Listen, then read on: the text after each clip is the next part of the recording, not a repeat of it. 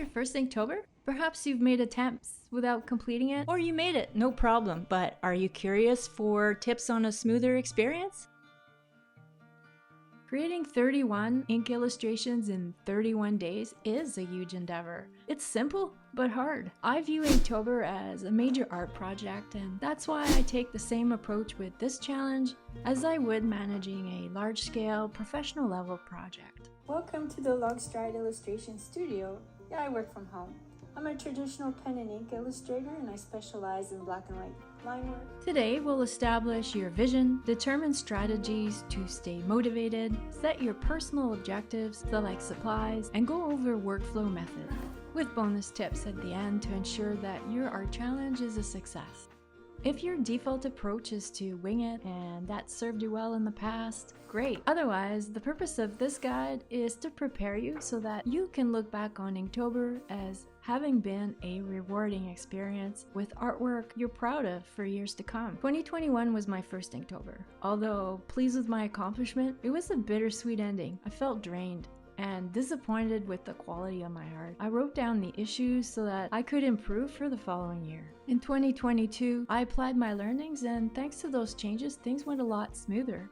And as bonus, my illustrations were reposted by the Inktober Instagram account. I've since been featured as a pen and ink artist in their monthly newsletter, and the opportunities from this scale of exposure just keep coming. The official prompt list is released on September 1st to encourage a head start. Reality is, many of us still procrastinate. As well as procrastination, I've heard multiple reasons why people don't finish the challenge. The number one is juggling to find time, and one solution to solve this is appropriate planning. Appropriate being realistic objectives that satisfy our needs. I say satisfy our needs because planning can only take us so far. We're human. Staying motivated is the second biggest hurdle. Somewhere around prompt 17, the energy, the aspirations start to fade. To maintain our motivation, to follow the plan, it helps to develop a rhythm. A routine that drives momentum. Momentum takes place when there is deep meaning behind our intentions. What is the purpose of you doing this challenge? What do you want to get out of it? The glory and camaraderie of participating might not be enough to maintain your enthusiasm. Doing prompts late at night, tired every night for a whole month. Focus on compelling reasons why you want to complete the challenge. It must be powerful enough to propel you to do it. Decide that this is so important, nothing will stop you.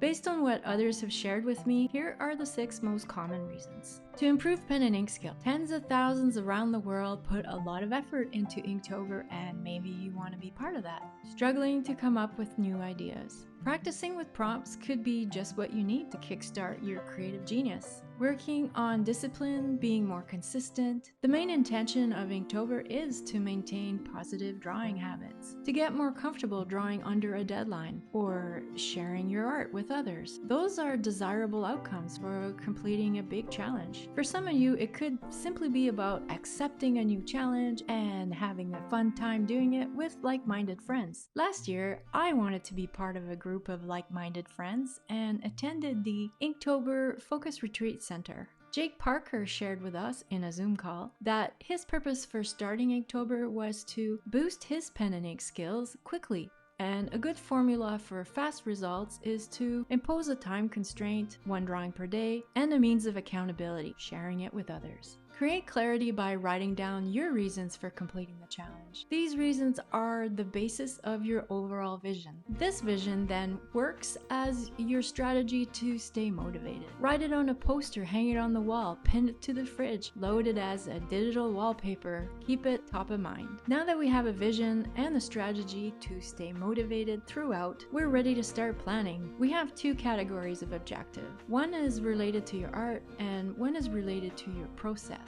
Figuring this out is key because your objectives will guide all your other decisions. A poor decision that I made in the first year, I had just acquired a dip pen kit and really wanted to try it. I thought, ooh, Inktober is ideal for testing new supplies. What I didn't know is that dip pens have a learning curve and also take way longer to ink a drawing. With the constant dipping, etc. Since I hadn't accounted for that much time, a dip pen was impractical to achieve achieve the outcomes I wanted. We'll cover supplies later in this video. By the way, for additional resources on the tools that I use, such as dip pens, or on growing your pen and ink drawing skills, visit the blog on my website. Let's start with your artwork objectives, and you'll see how that can impact your choice of supplies. What will you do after with your drawings? Are they for presenting in a portfolio? Will you be framing them as gifts, selling the originals, or making prints, or producing a coloring book? What about a calendar? If none of the above, a popular choice is drawing in a sketchbook for its convenient travel size.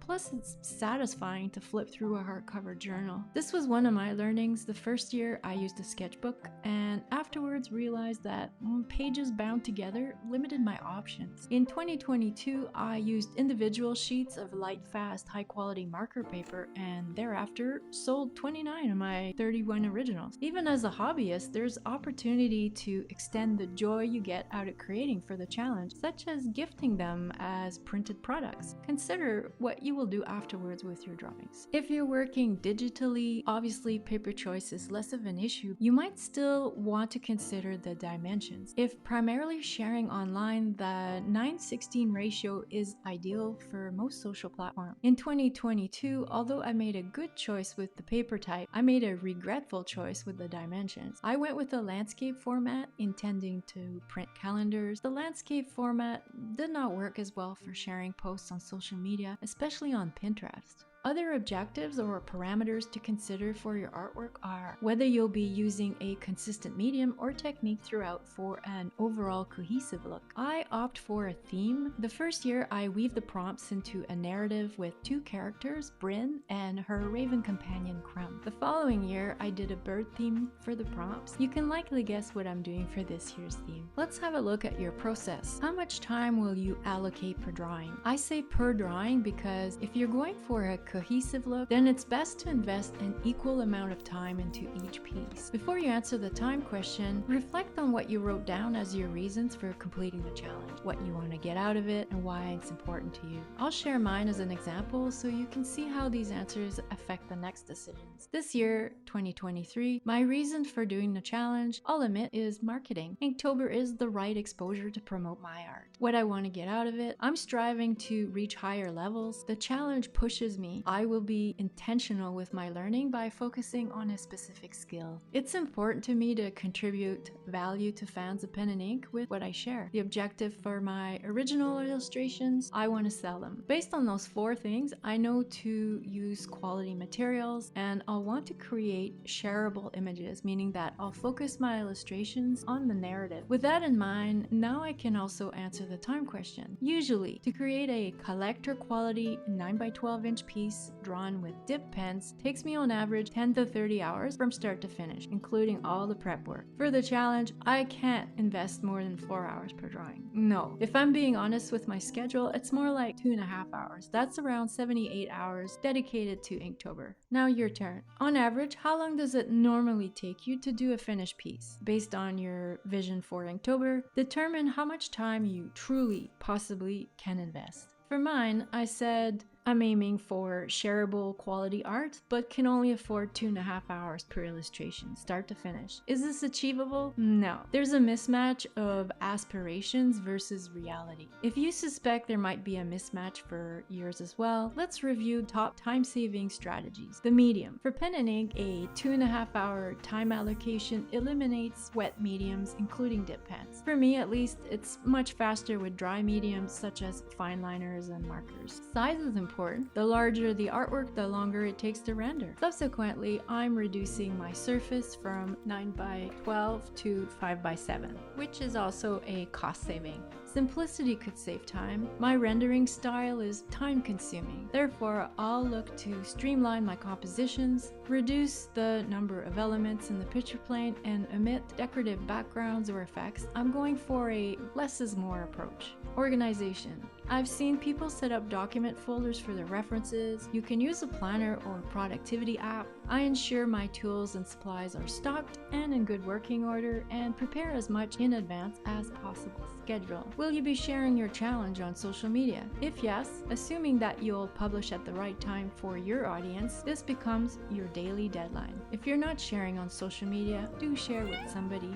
Workflow. If developing a daily drawing habit is your motivator, then it makes sense to work on one prompt per day from start to finish. Many opt to batch the process and work in flexible clusters of time. I know pro artists who complete a whole week's worth of prompts, all 7 in one weekend, or even the whole challenge in a single day. My objective is to publish daily, but otherwise my workflow looks like this. Step 1, I'll use a 2.5-hour time block to research, gather references, and create thumbnails for the first 7 prompts. Step 2, I'll use my next time block to pencil the first 4 thumbnails. Step 3, I'll use another 2.5-hour window to ink the first 2 of those pencil drawings. I then repeat steps 2 and 3 until all 7 prompts are complete. Then back to step 1 for the next set of 7, so forth until the 31 prompts are done. That works out to approximately 134 minutes per drawing. The remaining allocated 16 minutes is used towards documenting the process so I can publish online. This works perfectly for me because I feel like I stay ahead of the prompts, plus the time chunks naturally invite mini energy breaks.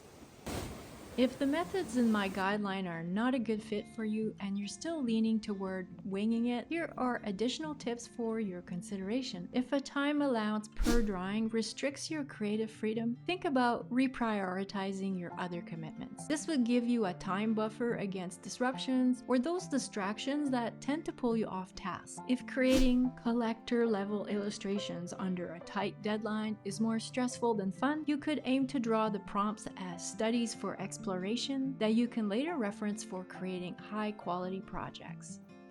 Do it on your own terms. Again, the intent of Inktober is to develop positive drawing habits and to share in the experience, whatever that may look like within your capacity and desired outcomes. As well, there are loads of other October art challenges to choose from as alternatives to the official Inktober. You've likely guessed my Raven theme for this year. You can follow my challenge along on Instagram to see more on that process. If you found this video useful, I ask that you share it with others who might also appreciate it. You never know how joining a challenge like this can impact someone's life. It was my friend Heidi who in 2021 invited me to participate. I'd never heard of Inktober and my art skills have grown so much as a result of getting involved. I always look forward to reading your comments and suggestions. If you have questions, be sure to look through the description below where I include additional resources such as the supplies I'll be using for the 2023 Inktober challenge. I wish you the best and see you in the next one.